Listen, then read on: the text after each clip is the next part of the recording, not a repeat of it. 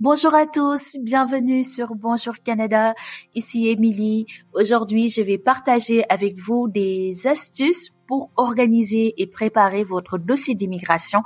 Donc, c'est une étape vraiment qui est importante pour maximiser vos chances de succès d'immigration. Mais pour rappel, je tiens à vous dire que je ne suis pas consultante en immigration. De ce fait, pour avoir des conseils qui sont adaptés à votre situation, contactez un consultant réglementé ou visitez le site officiel d'Immigration Canada. Donc, c'est parti. Nous allons voir comment structurer votre dossier. Et je tiens à vous dire aussi, sûrement vous l'avez remarqué, au niveau de chaque partie, la vidéo va être scindée, divisée en plusieurs parties. Et à la fin de chaque partie, je vais vous donner des astuces. C'est vraiment serré sur le gâteau. C'est comme l'épice en fait quand tu cuisines. Donc, nous allons commencer avec le fait de rassembler les documents de base, parce qu'il y a des documents de base. Veux pas, vous allez joindre ces documents dans votre demande. Pour chaque demande d'immigration, certains documents de base sont toujours requis, comme par exemple votre passeport. Assurez-vous surtout qu'il est valide pour toute la durée de la procédure. Votre certificat de naissance et ceux des membres de votre famille, un casier judiciaire pour prouver votre bonne conduite, des preuves de vos ressources financières telles que des relevés bancaires ou des lettres de votre employeur. Donc, je vais vous raconter ce qui s'est passé. Moi, quand vous faites votre demande d'immigration, si votre passeport périme dans 1 an, vous risquez d'avoir un permis de travail ou résidence temporaire qui va durer 1 an. Donc, franchement, c'est quelque chose que j'avais reçu d'un consultant en immigration qui me l'avait conseillé. Fais tout pour que ton passeport dure, par exemple, 4 ans, 5 ans. Mais faut pas que le passeport périme dans 1 an, 2 ans, en fait. Sinon, vous allez recommencer.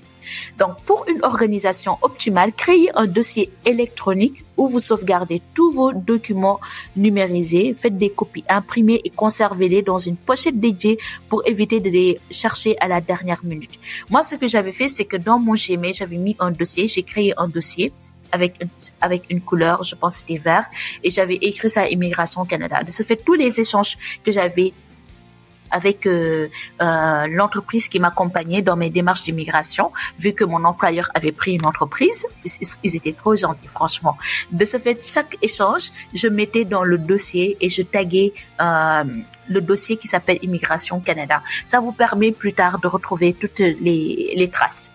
Donc, première astuce pratique de cette vidéo, vérifiez les exigences spécifiques de votre programme d'immigration pour vous assurer que vous avez bien tous les documents demandés. Dans le site officiel de l'immigration, une fois que vous savez le programme que vous allez faire, il y a un guide en fait. Et au niveau de ce guide, ils vont vous lister tous les documents. Donc, regardez ligne par ligne si vous avez bien rempli ces documents. Vous pouvez même faire une liste avec des cases à cocher. Une fois que vous avez coché la case, vous allez cocher. Une fois que vous avez rempli le formulaire ou une fois que vous avez le document demandé, vous allez cocher la case. Vous pouvez rajouter une colonne qui s'appelle statut pour dire est-ce que c'est en cours, est-ce que c'est bloqué, est-ce que c'est terminé. C'est des astuces comme ça qui peuvent vraiment vous aider pendant ce processus qui peut parfois être un peu lourd. Donc, partie 2. Nous allons voir comment organiser des documents de preuves spécifiques. Donc, en plus des documents de base, chaque programme d'immigration exige des preuves spécifiques. Ça peut être diplôme et relevé de notes. Donc, faites évaluer vos diplômes par une organisation agréée. Ça peut être pour le Québec, c'est MIFI, oui, MIFI, je me rappelle. Et pour tout ce qui concerne les autres provinces, c'est l'ES, WES ou le ICAS, si nécessaire, hein, c'est vraiment si nécessaire. Mais je sais que la plupart du temps, vous allez le faire en fait.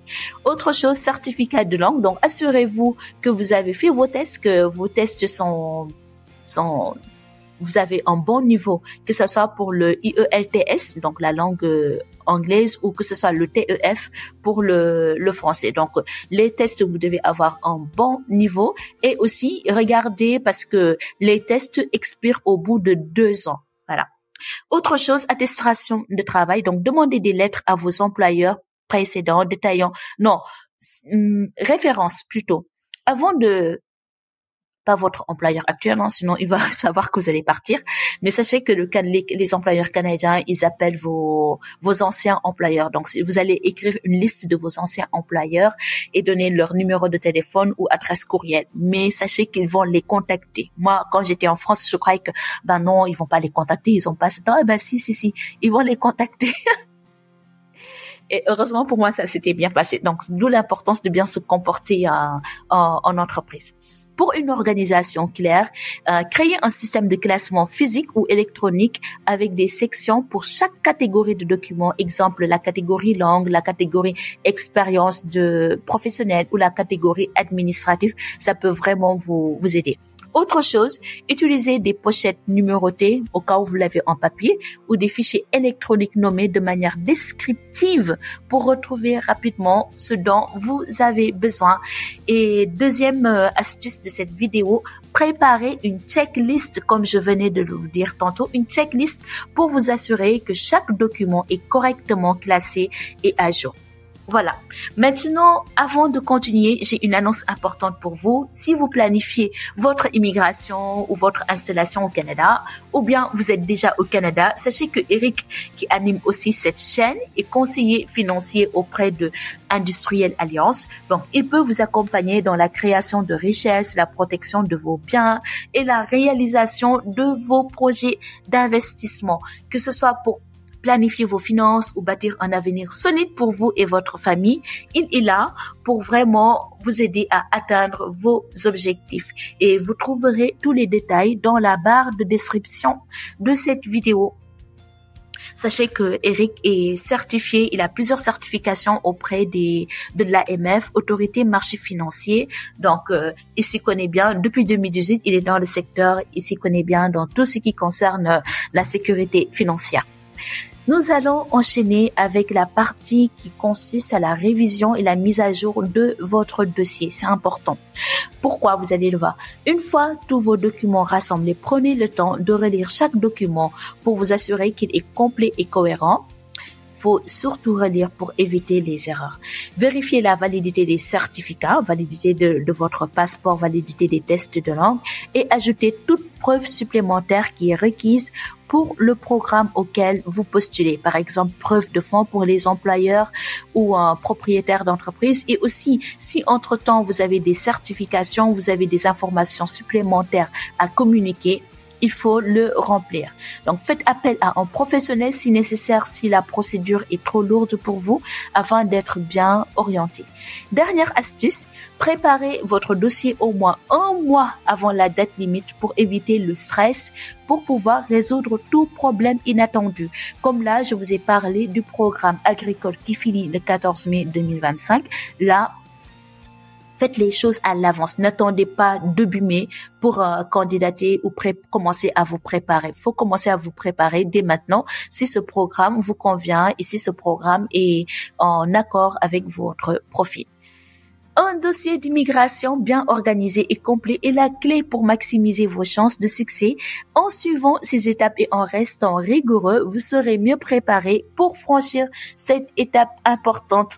Si cette vidéo vous a été utile, abonnez-vous à Bonjour Canada et activez la cloche pour recevoir tous nos conseils d'immigration. Mettez aussi un j'aime si vous avez apprécié. Merci pour votre fidélité et je vous dis à bientôt pour une nouvelle vidéo sur l'immigration et la vie au Canada. Bye.